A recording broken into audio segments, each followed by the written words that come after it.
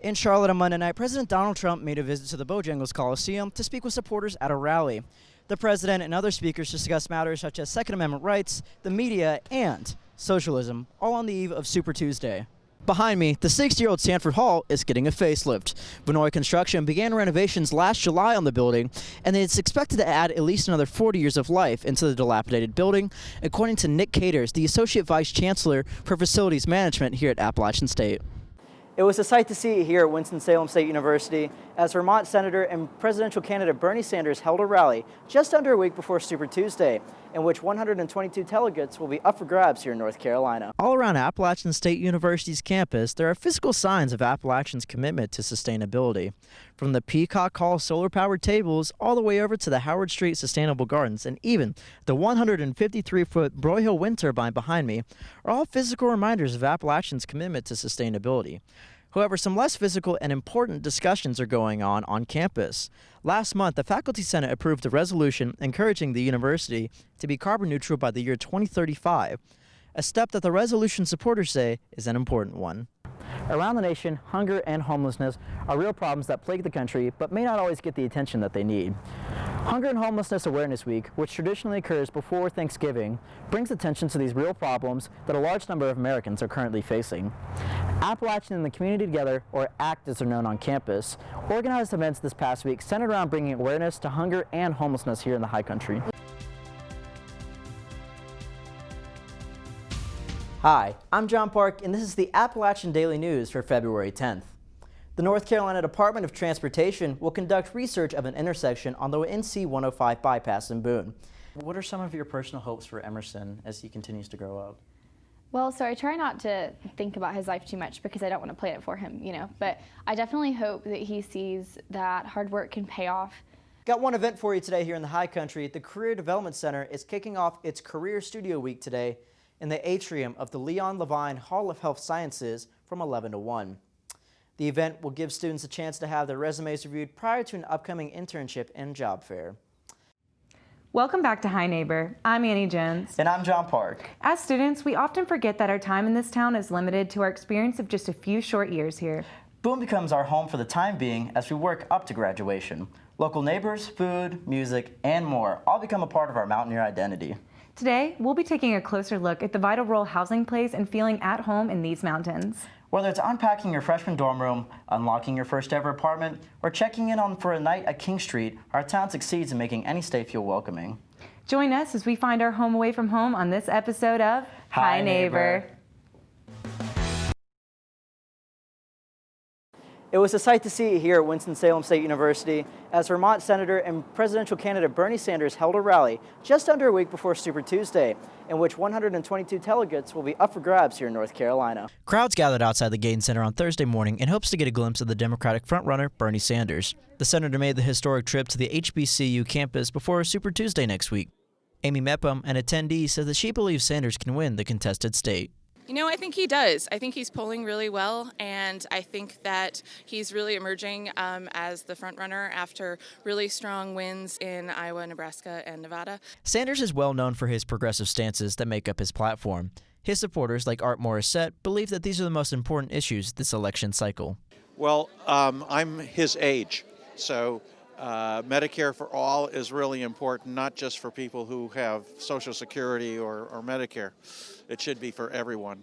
Inside the rally, smiles and dancing were abundant as the DJ and several speakers kept the 1,400 capacity crowd excited about Bernie Sanders before his appearance. After strolling out onto the stage, Sanders made the case as to why he's the candidate to defeat Donald Trump. The reason we're going to win here in North Carolina is because we have the strongest grassroots movement of any campaign in modern American history. During his standard stump speech concerning the legalization of marijuana, Medicare for all, and student loan debt cancellation, Sanders notably drew cheers on his stance on the mass incarceration of young black men in the U.S. Today, we have more people in jail, disproportionately African American, Latino, and Native American, than any other country on earth.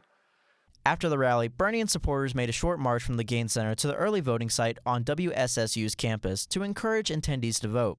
One of the early voters was Hollis Giles, a student at the university. He remarked on how important it is for students to actually go out and vote. You know, I feel as though by us coming out and voting, we're showing everybody that your vote does matter, even though you're young. And I just think it's a good idea to come out and vote, support your politicians, and work towards making a change in some way, shape, or form. Sanders is currently neck and neck with former Vice President Joe Biden in North Carolina, as reported by a Meredith College poll. The poll has Bernie Sanders at 20% over Biden at 18%. In Winston-Salem for the Appalachian Weekly News, I'm John Park. Behind me, the 60-year-old Sanford Hall is getting a facelift. Vinoy Construction began renovations last July on the building, and it's expected to add at least another 40 years of life into the dilapidated building, according to Nick Caters, the Associate Vice Chancellor for Facilities Management here at Appalachian State. So the Sanford Hall renovation is an $18 million project to take a 1960s era building and put another 25 to 40 years of life into it. So it's a holistic renovation of all floors to include a complete redesign of office spaces and classrooms, all new utilities, and all upgraded HVAC and other systems inside the building. Nick Caters and other members of the construction team led a tour this past week for the administration of Appalachian State to highlight the progress that is being made on the building that was originally constructed in 1968. Following demolition last year, improvements are being made. Currently, the interior of the building has been gutted and the framework of walls for classrooms and offices are going up. Additionally, new windows have been installed to help keep workers protected from the elements despite an unseasonably warm winter here in the high country. The renovated building will feature improved classrooms, offices, fire suppression systems, new roofing, and one of the key points is elevators. There'll be two this time. Obviously, it gives us a little more redundancy, a little bit more accessible to everyone that needs to get in and out of the building. The old elevator had frequent maintenance issues, so I think this will make everyone a lot happier and being able to get in and out of the building a lot easier. And getting in and out of the building will be a priority for Sanford. Elevator shafts will be one of the most prominent features of the renovation. The elevators will be encased in glass and protrude from the front of the building. To pay for the $18 million project, Appalachian State was allowed to take on self-liquidating debt thanks to NC General Assembly House Bill 1054. Student fees are going towards the project as part of the university's Master Plan 2025. Renovations are expected to be complete by the spring semester of 2021. The building will serve 20,000 students each week for the next 20 years. For the Appalachian Weekly News, I'm John Park. All around Appalachian State University's campus, there are physical signs of Appalachian's commitment to sustainability.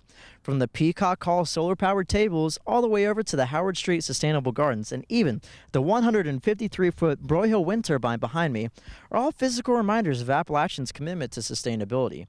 However, some less physical and important discussions are going on campus.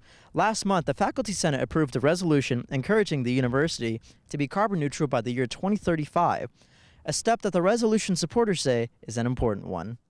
The Faculty Senate resolution for carbon neutrality does a few things. First of all, it sets a goal for the university. It says, we, the Faculty Senate, believe that we should become fully carbon neutral by 2035, and that we should make significant reductions before then, by 2025.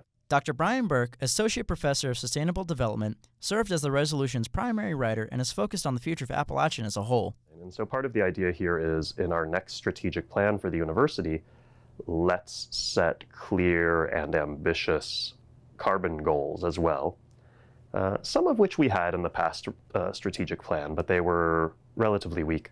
So let's set stronger ones this time and hold ourselves to it. Dr. Burke was one of several key people involved in passing the resolution on October 7th. Dr. Scott Marshall served as the liaison to the Faculty Senate and says that the resolution is exciting for the image and future of the university. This is important. I mean, we're on all these green lists of Appalachian being a green university and sustainability, and we shouldn't be doing the minimum, which is 2050. We should be leading the state in these efforts. It's really pretty exciting. This is a classic example of when faculty members get organized and we put careful thought into something, that we can demonstrate what we want to our administration and make their job easier. The resolution passed unanimously in the Faculty Senate on October 7th, 2019.